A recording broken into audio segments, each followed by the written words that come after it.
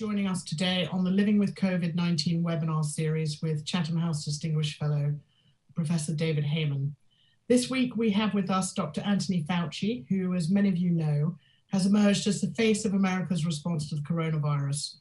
Tony's been the director of the National Institute of Allergy and Infectious Diseases in the US since 1984, serving as the US government's top infectious disease expert under 6 presidents. And he said the day before yesterday that he has every intention of serving under his 7th. He's a hugely committed scientist and public health servant who is revered across the world. And given everything that's going on at the moment in the US, we're very grateful that he has spared the time to be with us today to share his perspective on the pandemic, both in the US and globally. Just a reminder of the housekeeping stuff. The briefing is on the record and questions can be submitted using the Q&A function on Zoom. Upvoted questions are more likely to be selected. So if you have a question that's similar to one already that's in the Q&A, please upvote it. Just to add that I'm sure there are likely to be a lot of questions that, as with previous sessions, we're not going to be able to get to them all. So I apologize in advance for that, but hopefully some of your questions will be answered in the course of the first bit of the conversation. So Tony, welcome, and thank you for taking the time to be with us today. Thank you, Emma. I appreciate you having me on. There's so much we could engage you on, and it seems there isn't a single question about this pandemic that you haven't already fielded. But just to orient us, I was hoping you could kick off with a brief overview of where you think the US is right now with its epidemic, and what you think have been the factors that have most influenced the course of the American epidemic to date. Well, thank you, Emma. I mean, obviously the answer to that question has to be quite sobering. We're not in a very good place right now. If you look at the numbers, you know, data speaks, and data is telling us that we are in a very difficult, challenging situation. We have now about 10 million cases in the United States, about 240,000+ deaths. We have 60,000 hospitalizations yesterday and 140,000 new cases. That is not a good position to be in. About 40+ of the 50 states in the United States are seeing increases in cases. This is a situation, particularly when you're now going into the middle of the fall with the cool weather and the soon to be cold weather in the winter, when people are going to be congregating out of necessity because of the weather indoors. That makes for a very challenging and ominous situation. The reasons for that are multitude, Emma. I was always concerned from the beginning when we had our big peak in the beginning in the spring, as did Europe and the UK. After that peak, they came down to a baseline that was really rather low. The United States never did. Our baseline was about 20,000 cases a day.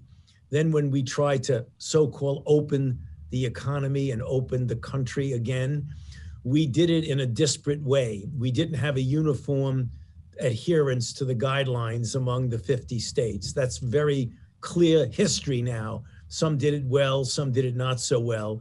So instead of coming down, we actually went up to about 70,000 a day, then came down to around 40 for about a month or two, which is an exceedingly high baseline. And the reason I bring it up to you is that essentially tells you there's a considerable amount of community spread already going on. And when community spread is already going on and you're at a baseline of 40, 50,000 cases, as you get into a more challenging time of people going indoors in the cooler weather, that's what we're seeing right now, is the increase that's going up. We have got to double down on the fundamental public health implementation that we've been talking about incessantly and appropriately. Universal wearing of masks, physical distance, avoiding crowds in congregate settings, outdoors more than indoors, and washing hands. That sounds so simple. Sometimes people equate that with lockdown, and there's no appetite for lockdown. There's COVID fatigue in the United States, in the UK, in Europe. Everyone has that, and we're seeing that throughout the world. So what we've got to do is have that balance of pushing for more uniform implementation of fundamental public health measures. Finally, I think the point needs to be made that now that we see vaccines on the horizon, we already clearly have a very effective vaccine that's getting ready to be deployed. We have another one literally on the threshold of being announced, where you have enough data to make a statement about the second. And then there's 2 or 3 or 4 or more vaccines. So vaccines will help us. What we've got to do is just hang on and continue to do and double down on the public health measures. Do you think one of the challenges in the immediate future is that maybe with this vaccine arriving, we might collapse into complacency and just kind of say, oh, well, the cavalry's arrived, no. We can relax? Is that a danger? And what are you going to do about that? I think the opposite, Emma. I really do. I think the message that I've been giving now, ever since it became clear a few days ago that we have a really quite effective vaccine getting ready to deploy, is rather than, hey, don't worry, you're okay. It's that don't stop shooting. The cavalry is coming, but don't put your weapons down. You better keep fighting because they're not here yet. Help is on the way, but it isn't here yet. So to me, that's more of an incentive of please don't give up. Don't despair. The end is in sight, as opposed to, hey, we're good to go. Don't worry about anything. We're not good to go. We've got to continue to double down on public health measures.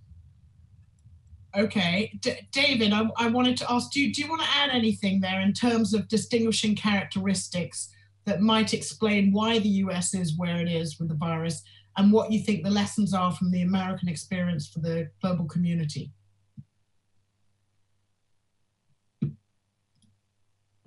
You know, Emma, it's been very difficult in many countries for the politicians to speak with the scientists, and the US has not been excluded from that. And so what needs to happen is a new way of communication that people can understand. Political leaders have political ambitions, and the public health leaders and the technical leaders have ambitions on stopping the outbreak. And 2 of those have to be reconciled in some way. So countries have been promising vaccines, at least the political leaders, and that's good, but the public doesn't understand all about vaccines, as Tony just said, and including that this disease may, even with vaccines, become endemic. And it will be with us, and we'll have to live with this somehow going forward. And we have 2 other tools that we can use to live with that, such as outbreak investigation and stopping disease from spreading into communities, at least decreasing that transmission.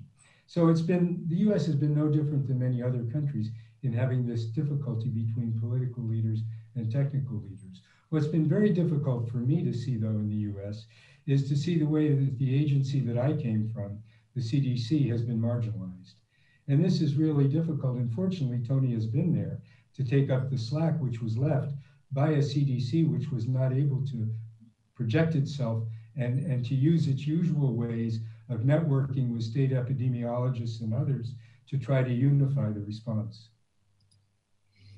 Okay, Tony, just a little bit more on your vision for the optimal response in the US right now. So if you were totally in charge of everything and everyone, what would be your plan right now for how to get more on top of this? And also, could you chuck in there what you think will be the biggest challenges and the most important priorities for the immediate term?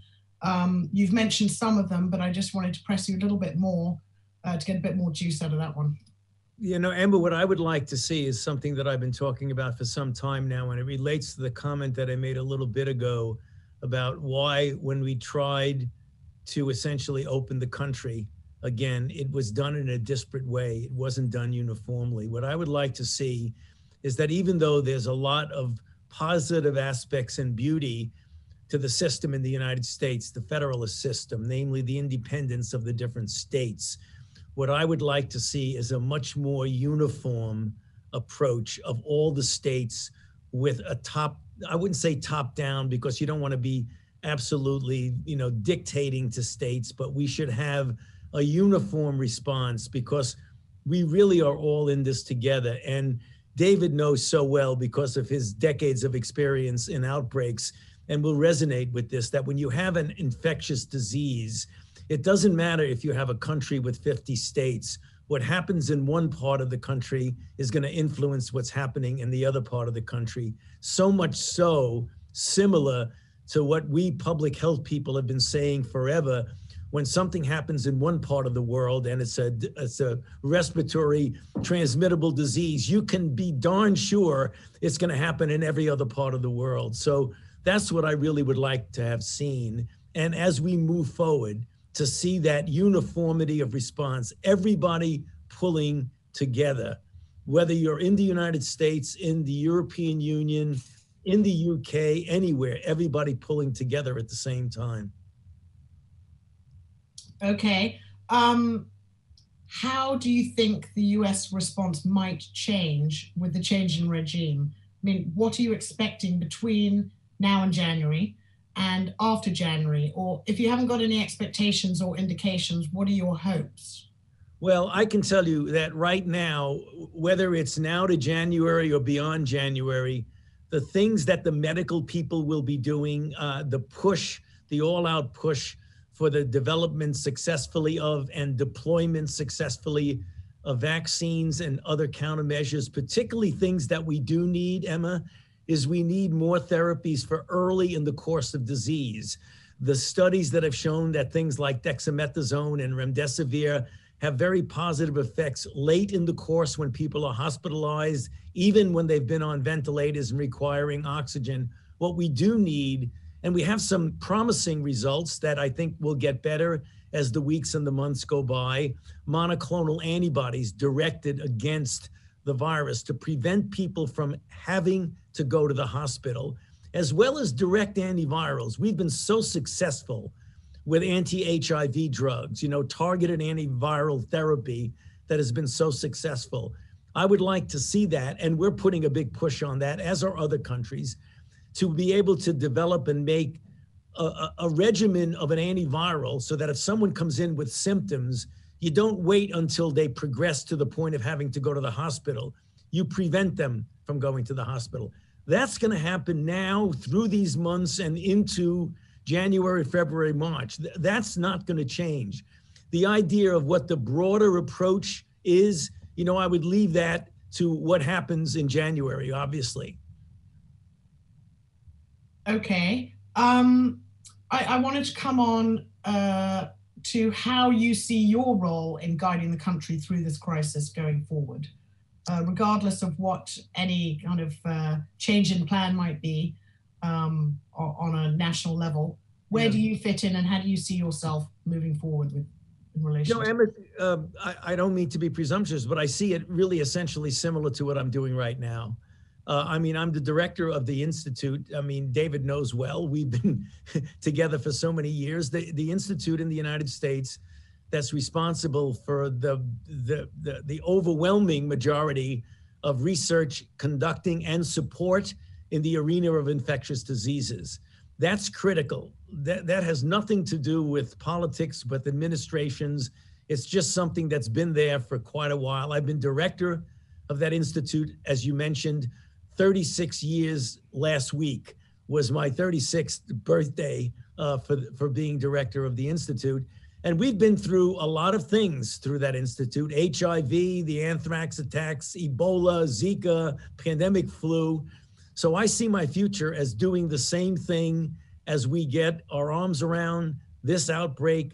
We essentially put it to rest. But as David said, putting it to rest doesn't mean eradicating it. I doubt we're going to eradicate this. I think we need to plan that this is something we may need to maintain control over chronically. It may be something that becomes endemic that we have to just be careful about. Certainly, it's not going to be pandemic for a lot longer, because I believe the vaccines are going to turn that around. The other thing I do is that I, like David, am a public health person. So you're going to hear us, both of us, talking to the world, talking to the various countries, including the country that I'm responsible for, the United States, on getting the message across based on science. So that's what I do. I give guidelines, I give policy, I give messages that are science and evidence-based. I've done that for decades, and I think I'm going to be continuing to do that. That's a good segue actually into the next thing I wanted to discuss, and it's an issue certainly not unique to the US, and it's something we've discussed in other sessions on this series, and that's the whole area of the relationship between science and policy, public trust in science and community buy-in to response measures. Attacks on science aren't new, and there have been some countries where scientists have had to fight to hold on to their integrity or independence, and it seems to avoid being set up to be blamed for negative outcomes in the pandemic response. But in America, it seems a disdain for science has reached a particularly high level among some population groups during the pandemic. And Tony, although you've got the trust and admiration of a huge proportion of the population and the world, you've taken a fair bit of the brunt of that as somewhat of a symbol of science in the pandemic. I mean, you've been quite open about the death threats and the harassment of your family, that you've had to have a bodyguard, you've been threatened with the sack, disparaged, had your words instrumentalized, and on. But still, you've unflinchingly, or should I say it looks like you don't flinch, continue to hold up the side of science, and not just uphold it, but proactively champion and defend it with confidence and grace. I just wanted to say that, but the question I have is, have you been surprised by the level of resistance to science, the vitriol in this pandemic? Do you think it can be healed? And if so, how? And related to that, what do you think is the secret to your survival, your maintaining of your credibility and respect with all of this going on? Well, I do feel we can change that, Emma. I certainly hope we can.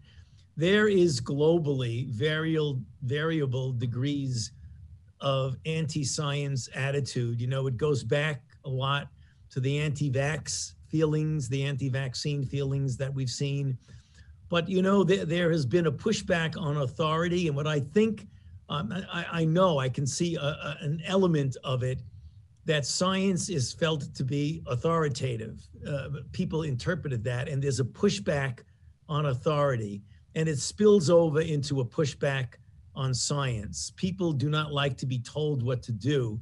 Science gives the evidence and the data to make an appropriate decision about what to do. And what has happened is that when you're involved in a divisive society that becomes very politicized, all of that subliminal and sometimes not so subliminal anti-science feeling becomes intensified. And I think you captured it very well, because it isn't just an anti-science feeling, it's almost an aggressive push against science, which is the reason why what I've seen is something unprecedented. Throughout outbreaks, you always have disagreements about how things should be done, but we've never seen the polarization, which is the reason why, as you say, there are many people who are very much encouraging of what I'm doing in the arena of science, and some people that push back sometimes with the extremes that you mentioned, actually with threats. If you just sit back and think about that for a while, how little sense that makes, that someone who disagrees with what you're saying from a public health standpoint actually takes that to the extreme of suggesting violence. We've never had anything like that, at least in the years that I've been involved.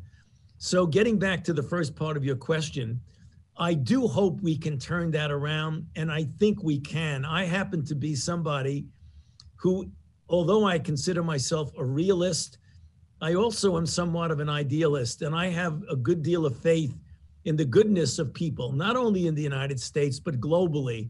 As an infectious disease person, I've developed friendships and relationships over the years, as David has, with people from all over the world. And I do have a fundamental confidence that the better angels will prevail. I don't want to seem naive, but I don't think I am naive. Yeah, David, I wanted to ask, do you think this rejection of science is particularly bad in the US relative to other countries, or particularly bad in this pandemic compared with previous epidemics? And do you think it's temporary, or are we going to be dealing with this? Well, I think it is temporary, and I think it is greater in the US than in most other countries, although it's happening in many different countries. Interestingly, the countries in Asia that began to respond very rapidly in January have continued to use science as it directs their responses and have had a good sustainable response. letting the virus enter slowly, but not overwhelming their systems. Here in Europe and in North America, the threat was the hospital capacity, and so everything was shut down, and shut down without an exit strategy. And as a result, when exit came, people just came out altogether at the same time, instead of scientifically listening to the people who were telling where transmission was occurring, and then not listening to how to shut that down. So Asia listens, some parts of Europe listen, North America is not listening to Tony or to others in many instances, and it's also become a partisan issue in the US. You know, a mask wearer many times is a Democrat, and a non-mask wearer is a Republican, unfortunately. But that's what's happened. It's been highly politicized in the US. Okay, well, before we move on to the audience questions, Tony, what do you hope for the legacy of COVID? I mean, when this is all over, how would you like the world to change as a result of the pandemic? Yeah, I would hope that the world realizes what we keep saying whenever we get an outbreak, that we've got to develop corporate memory and lessons learned for preparation for the next one. People do not like to, and it's human nature. I know, because when I testify before the Congress so many times over the years, that there's so many current problems that people have. When you talk about preparing for something that hasn't happened yet, that's a difficult water to carry. And I hope that the terrible ordeal that we've gone through together globally will not soon be forgotten. And when we talk about the kinds of global health security network, the kind of communication and transparency among nations, the mutual respect and mutual interactions that we have really get solidified. Now, outbreaks will occur. I mean, the emergence of new microbes, there isn't anything that anybody's going to do about that. But what we can do is to control what happens when they do emerge. That's the point. We're not going to stop an emergence, but we certainly can do better on how we handle an emergence. I just might add to that as well, that one of the legacies is going to be how well we've been able to make sure that there's an equitable distribution of the goods that are developed, whether it's a vaccine or an antibody therapy or whatever. And that's really on the top mind of many people at present. And hopefully that will also be a legacy, that we can see that not only have individual countries been able to deal with this, but the global community as a whole has made sure that those inequities have been addressed. So are you saying, David, that that'll be one of the things by which the pandemic response will be judged? I would say that. I don't know, Tony, if you'd agree with that or not. Oh, David, I lit up when you said that, because it's so true. Here is our opportunity now, knowing that this is the total definition of a real pandemic. There isn't a part of the world that's not suffering from this. The companies who are being involved now, a number of different companies are talking about the ability to make billions of doses. That's what we need. We don't need hundreds of millions for the rich country. We need billions. So whether you live in the darkest part of a developing world, or if you live in London, you should have the same access to this, because life-saving interventions should be available to everyone. And as so many people in our field have said, you should not live or die depending upon where you happen to have been born. That would be unacceptable. Okay. I'm going to move to the audience questions now, and the most upvoted question is from Tinny Hurj Singh Knudsen. Apologies if I've mangled the pronunciation, from the Danish Broadcasting Corporation. And that is, either of you could speak to this, but do you think there's a reason to believe that the mutation in the virus found in mink in Denmark and other countries could undermine a future vaccine? And do you think the Danish government made the right decision when they decided to cull all the mink in Denmark after finding the cluster 5 mutation spreading from human to human? Tony, do you want to start? Yeah. So let me just start off. Emma, whenever you see something like that, you need to pay attention to it. you certainly can't just blow it off. You've got to look at it. You've got to take a look at what it means, what the mutation has to do with various aspects of the molecules that are responsible for binding of antibodies.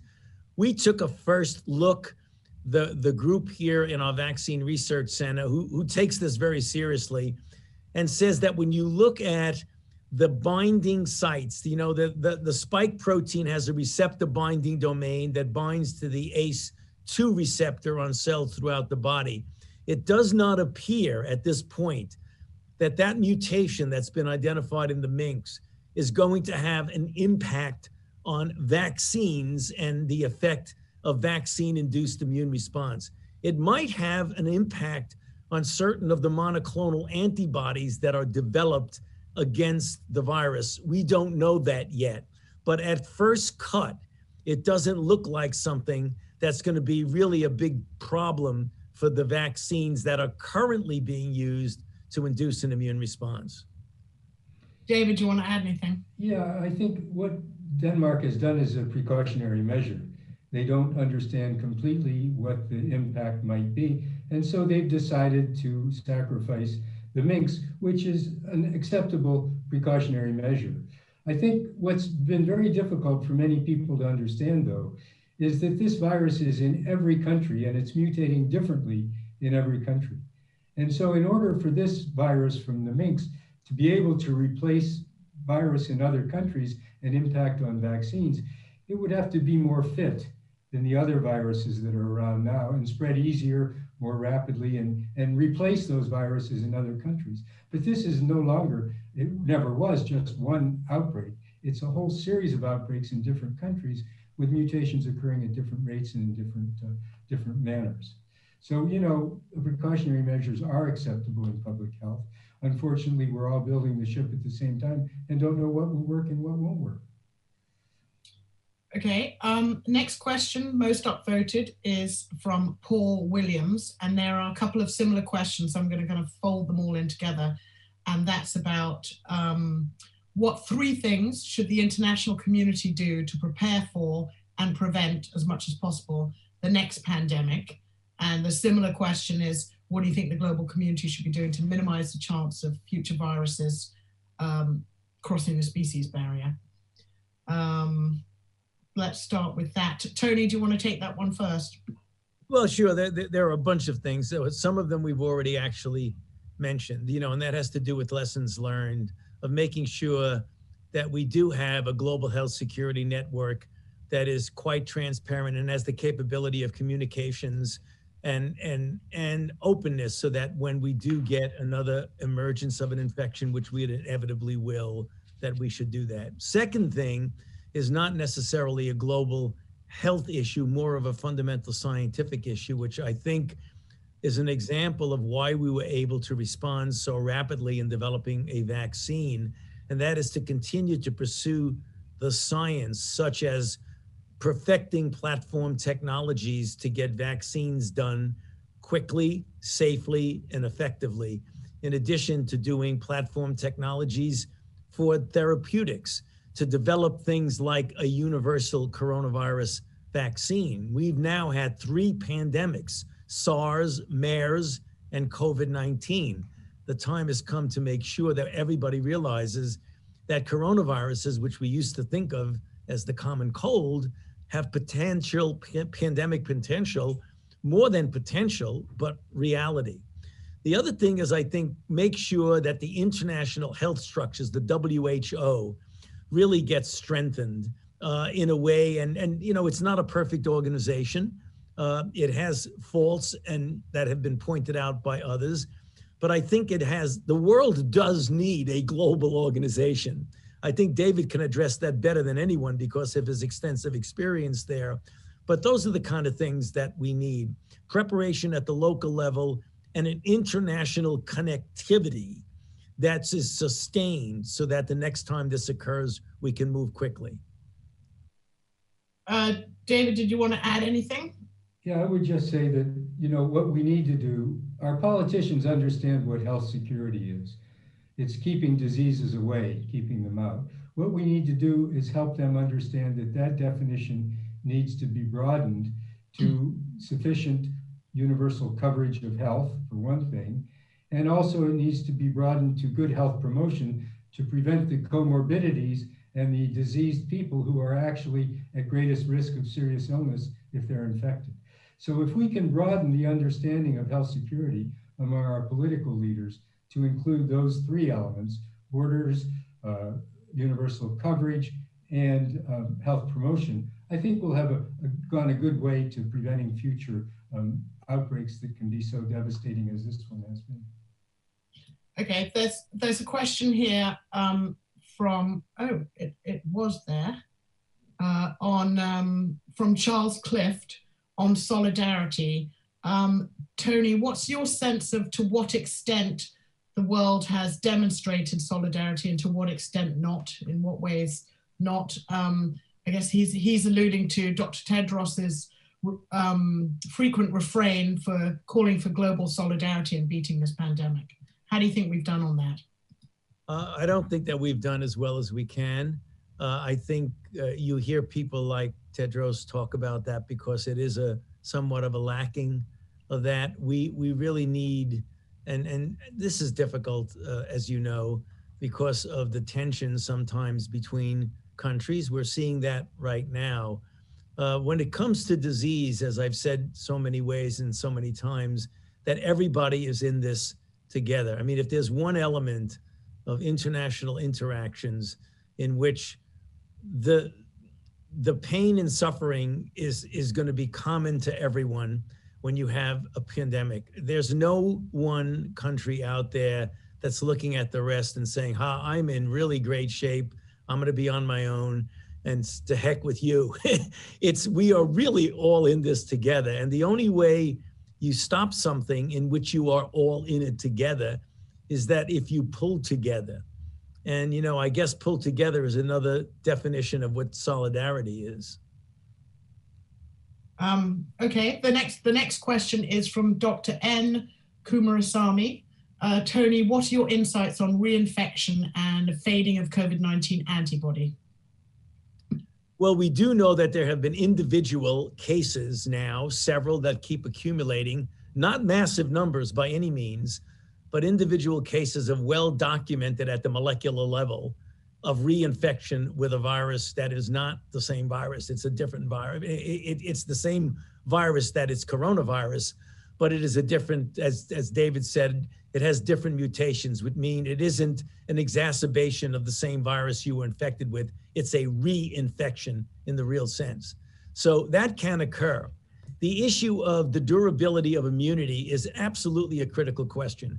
If you look historically, the common cold coronaviruses that really account for about 15 to 30% of all the common colds that each and every one of us get reinfected with, particularly children, as each year, usually during the winter months, tell us that the durability of immunity for coronavirus is not of the scale of measles, where it essentially is lifelong.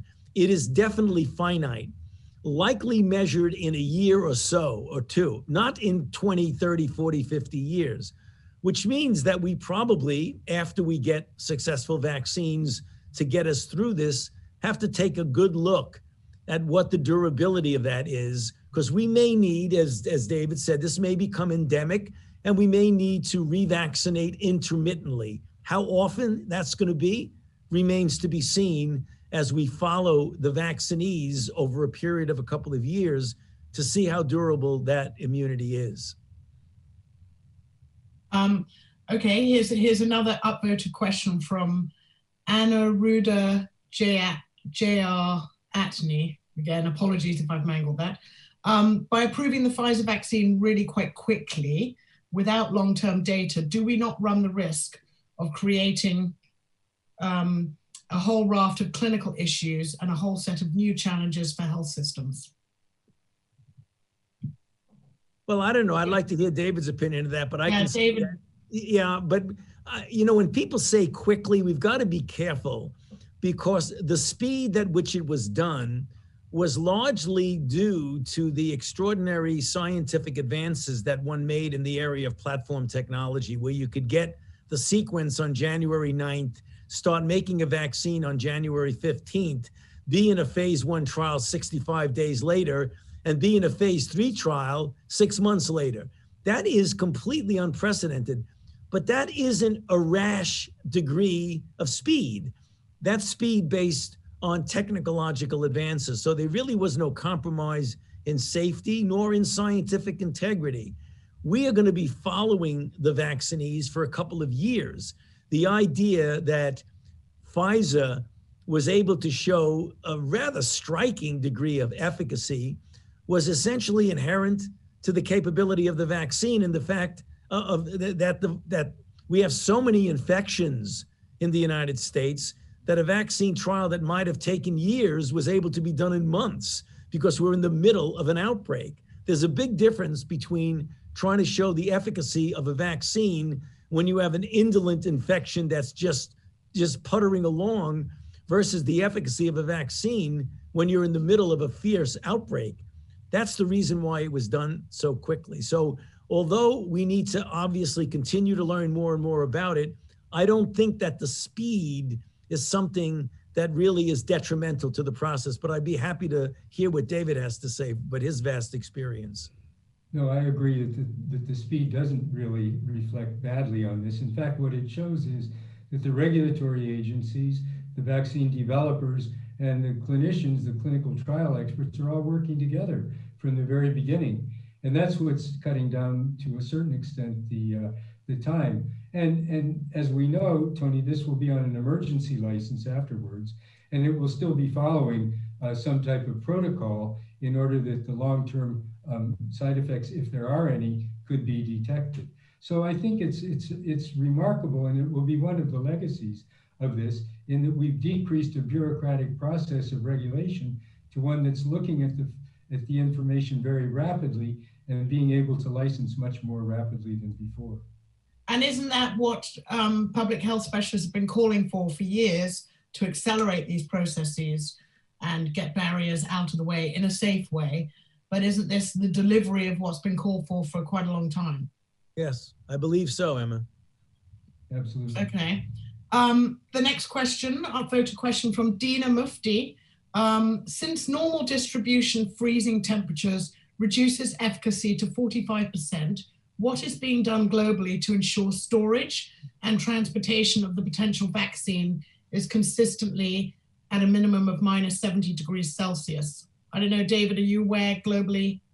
You want to take that one first? I would just say that we've seen that a vaccine at -70 storage can be used effectively in Africa.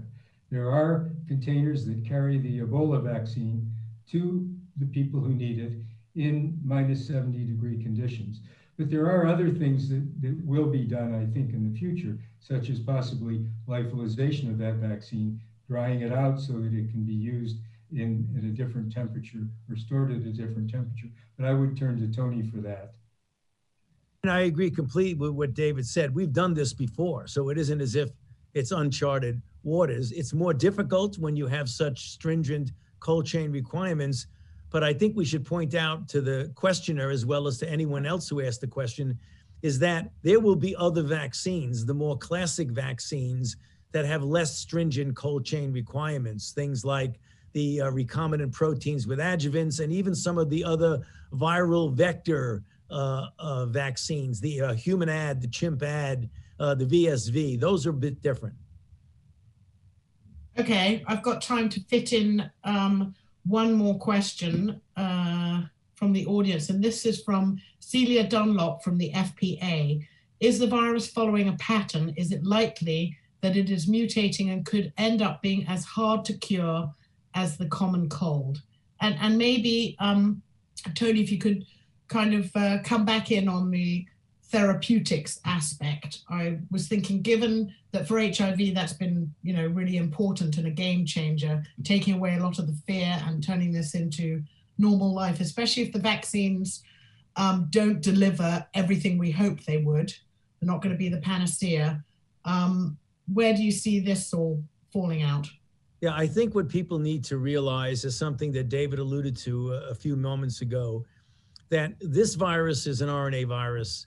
RNA viruses mutate. I mean, for sure, they mutate all the time. the overwhelming majority of the mutations are not necessarily functionally relevant in that it doesn't change something that's important about the virus. We would expect this virus to continue to mutate. The thing about the virus that is important is that it is an acute virus, and it isn't like HIV, in which it is in a person for a considerable period of time. And we have people on therapy. You can have selective pressures of long-term therapy if you don't control it. This is a virus that's acute. So we would hope that despite the mutations that you have to pay attention to, we don't really foresee that viruses are going to mutate in a way that is going to make it necessarily more virulent. Historically, viruses, as they continue to go through populations, actually tend to transmit better, but are less virulent. So I wouldn't be surprised if we saw that. But again, I don't think that necessarily is going to interfere either with a vaccine or with therapy. I think therapy a bit more than vaccines when you see mutations away. I hope that what we see is that this virus, when you look at the common cold coronaviruses, they are RNA viruses, but historically they have not changed very much. They will always mutate, but they haven't all of a sudden completely changed in their ability to transmit or become more virulent, except for the emergence when you jump species from a bat to an intermediate host to a human. But the viruses that are out there in the humans don't seem to change that much to be phenotypically very, very different. Okay. Thank you. That unfortunately, that was the last question from the audience, but I have one more that I want to squeeze in for you, Tony. And I've asked you about your hopes for the legacy of the pandemic, but you're coming up for your 80th birthday on Christmas Eve. And I know you've said you have every intention of carrying on, but this pandemic will probably be your last big professional challenge, your most recent legacy. What do you want people to think or say about how you played in this crisis? What do you want to be remembered for? Actually, whether it's in relation to this pandemic or your numerous other contributions to public health. I mean, not that I'm trying to kill you off or anything, but David hates it when I ask him this kind of thing. You're putting me in the grave already. It sounds like an obituary, you know.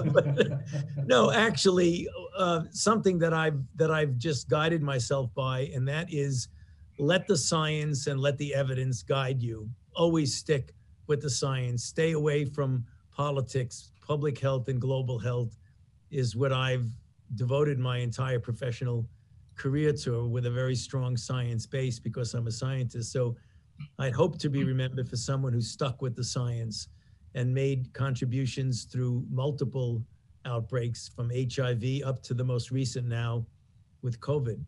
But I must say also that I have not forgotten about other things that when I became director, I said, I'd like to not leave until we have rather effective countermeasures against some of the great killers. And in my mind, in addition to COVID-19, which is still obviously something we're facing with, let's not forget malaria. Let's not forget tuberculosis.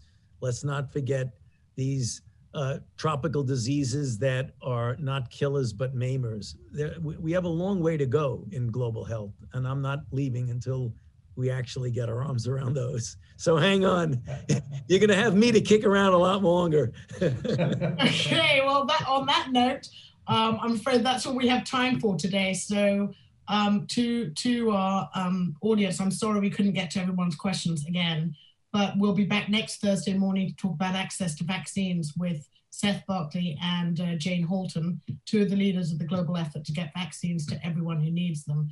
But Tony, thank you so much for joining us today, for your candor and for your tremendous commitment to public health.